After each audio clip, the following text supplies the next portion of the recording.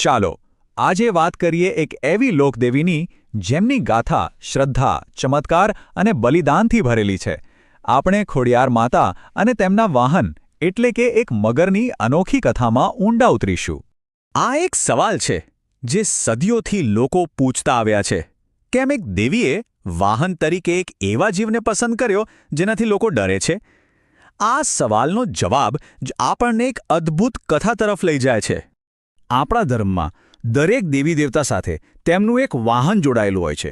એ માત્ર સવારી નથી, પણ એમની શક્તિનું પ્રતીક છે. તો પછી મગર શાનું પ્રતીક છે?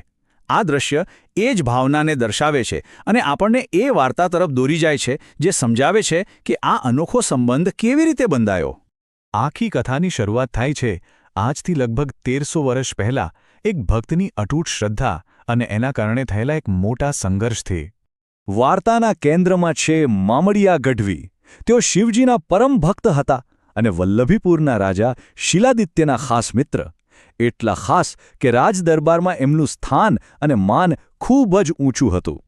પણ જ્યાં માન હોય ત્યાં ઈર્ષ્યા પણ હોય જ છે. દરબારના કેટલાક મંત્રીઓ મામડિયા ગઢવીની આ મિત્રતાથી બળતા હતા. તેમણે રાણીના કાન ભંભેર્યા કે નિસંતાન વ્યક્તિનું મોઢું જોવું એ અપશુકન કહેવાય. બસ પછી શું હતું? મામડિયા ગઢવીનું જાહેરમાં અપમાન થયું અને તેમના માટે રાજમહેલના દરવાજા બંધ કરી દેવામાં આવ્યા. આ અપમાનની આગમાં બળતા મામડિયા ગઢવી સીધા શિવજીના શરણે પહોંચ્યા. એમણે કઠોર તપસ્યા શરૂ કરી, એટલી હદે કે એમણે કમળ પૂજા જેવી અઘરી વિધિ અપનાવી અને નક્કી કર્યું કે જો ભોળાનાથ પ્રસન્ન નહીં થાય તો એ પોતાનું મસ્તક કાપીને ચઢાવી દેશે. આવી અતૂટ ભક્તિ જોઈને તો દેવો પણ ડોલી જાય. અને હવે વાર્તા માનવલોકમાંથી સીધી દૈવીય લોકમાં પહોંચે છે, જ્યાં એક ભક્તની શ્રદ્ધાનો જવાબ એક અકલ્પનીય વરદાનના રૂપમાં મળે છે. ભોળાનાથ તો પ્રગટ થયા, પણ એમણે કહ્યું કે નસીબમાં તો સંતાન લખાયા જ નથી. પણ ભક્તનું દુઃખ જોઈને શિવજી પણ પીગળી ગયા. એમણે પાતાળલોકના નાગદેવતાને બોલાવ્યા અને જુઓ તો ખરા, એક અસાધારણ ઉપાય મળ્યો. નાગરાજાએ પોતાની 7 દીકરીઓ અને એક દીકરાને મામડિયા ગઢવીના ઘરે સંતાન બનીને જન્મ લેવા મોકલ્યા. અને પછી મહાસુદ 8માના પવિત્ર દિવસે મામડિયા ગઢવીના ઘરે એક સાથે 8 પારણા બંધાયા. એ પારણામાં પહેલાં તો નાગ અને નાગણીઓ પ્રગટ થયા, પણ જોતજોતામાં તો એ બધા મનુષ્ય બાળકના રૂપમાં આવી ગયા. આ કોઈ સામાન્ય જન્મ નહોતો, આ તો સાક્ષાત દૈવી અવતાર હતો. પણ પેલા ઈર્ષાળુ મંત્રીઓ શાંત બેસે એવા નહોતા. એમણે રાજાના કાન ફરી ભંભેર્યા કે આ તો કોઈ કાળો જાદુ છે.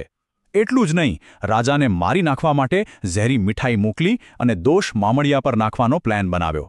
પણ પારણામાં સૂતેલી સૌથી નાની દીકરી જાનબાઈએ ચમત્કાર કરીને એ મીઠાઈ જ ગાયબ કરી દીધી. આ જોઈને રાજા ગુસ્સે ભરાયા અને તેમણે એ 8 બાળકોને લોખંડની પેટીમાં પૂરી નદીમાં ફેંકી દેવાનો ભયાનક હુકમ કર્યો. પણ જેની રક્ષા ખુદ શક્તિ કરે એને કોણ મારી શકે? લોખંડની એ ભારેખમ પેટીઓ નદીમાં ડૂબવાને બદલે પાણી પર તરવા લાગી. આ બીજો ચમત્કાર હતો જેણે સાબિત કરી દીધું કે આ બાળકો પર ખુદ દૈવી શક્તિનો હાથ છે. હવે આપણે વાર્તાના એવા વળાંક પર આવી ગયા છીએ જ્યાં આપણને ખબર પડશે કે દેવી જાનબાઈનું નામ ખોડિયાર કેવી રીતે પડ્યું. આ કથાનો સૌથી મહત્વનો ભાગ છે. સમય વીતતો ગયો. બાળકો મોટા થયા. એક દિવસ રમતા રમતા તેમના એકના એક ભાઈ મેરખિયાને ઝેરી સાપે ડંખ મારી દીધો. આખું કુટુંબ ચિંતામાં ડૂબી ગયું, કારણ કે હવે ભાઈનો જીવ જોખમમાં હતો. એ વખતે 7 બહેનોમાંથી સૌથી નાના જાનબાઈ આગળ આવ્યા. એમણે કહ્યું, હું ભાઈને બચાવીશ. એ નાનકડી બાળા જરા પણ ડર્યા વગર પહોંચી ગઈ સીધી પાતાળલોકમાં, પોતાના પિયર, અને ત્યાંથી જીવન આપનાર અમૃતનો કળશ લઈને પાછી ફરી. પણ અમૃત લઈને પાછા ફરતી વખતે ભાઈને બચાવવાની ઉતાવળમાં જાનબાઈનો પગ એક પથ્થર સાથે જોરથી અથડાયો અને એમને ગંભીર ઈજા થઈ. હવે એક પળ કિંમતી હતી અને એ ઝડપથી ચાલી શકે એમ નહોતા. અને બસ એ જ ઘડીએ એક મોટો ચમત્કાર થયો. નદીમાંથી એક વિશાળ મગર બહાર આવ્યો. પણ એ શિકારી નહોતો, એ તો જાણે દેવદૂત બનીને આવ્યો હતો. એણે જાનબાઈને પોતાની પીઠ પર બેસવાનો ઇશારો કર્યો અને વીજળીની ઝડપે એમને કિનારે પહોંચાડી દીધા.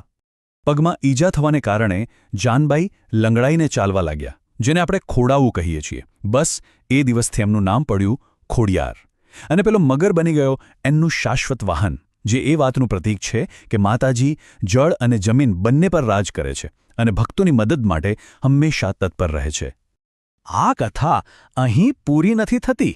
ખોડિયાર માતા આજે પણ લાખો લોકોના કુળદેવી છે, ખાસ કરીને ચુડાસમા રાજપૂતોના. જૂનાગઢના રાજા રા નવઘણનો જન્મ પણ માતાજીની માનતાથી થયો હતો. માતાજીની શ્રદ્ધા ગુજરાતથી લઈને ભારતના બીજા ખૂણાઓ સુધી ફેલાયેલી છે. ગુજરાતમાં તો ગળધરા, માટેલ અને રાજપરા જેવા માતાજીના મોટા ધામો છે, જ્યાં લાખો લોકો દર્શન કરવા આવે છે. પણ નવાઈની વાત એ છે કે અહીંથી સેંકડો કિલોમીટર દૂર ગોવાના ગામડાઓમાં પણ મગર માટે આવી જ આદર અને શ્રદ્ધાની ભાવના જોવા મળે છે. ચાલો એક નજર ગોવાની એ પરંપરા પર કરીએ. એનાથી ખબર પડશે કે પ્રકૃતિ અને મનુષ્ય વચ્ચેનો આ શ્રદ્ધાનો સંબંધ કેટલો ઊંડો અને જૂનો છે. ગોવામાં આ પરંપરા માગે થાપણી તરીકે ઓળખાય છે. ત્યાંના ખેડૂતો મગરને દુશ્મન નહીં પણ પોતાના ખેતરોના રાખણદાર એટલે કે રક્ષક માને છે અને એની પૂજા કરે છે. આ એ જ ભાવના છે જે ખોડિયાર માતાની કથામાં જોવા મળે છે, જ્યાં એક શક્તિશાળી જીવને રક્ષક તરીકે પૂજવામાં આવે છે. ત્યાંના એક ગામના વડીલ શું કહે છે એ સાંભળો. તે આપણી રક્ષા કરે છે અને કોઈ નુકસાન કરતું નથી, તેથી અમે આદર આપીએ છીએ. આ શબ્દોમાં જ આખી પરંપરાનો સાર આવી જાય છે. અહીં ભય નથી, અહીં તો માત્ર કૃતજ્ઞતા અને સન્માન છે. તો ગુજરાતની ખોડિયાર માતાની કથા હોય કે ગોવાની માંગેથાપની પરંપરા, બંને આપણને એક જ વાત શીખવે છે.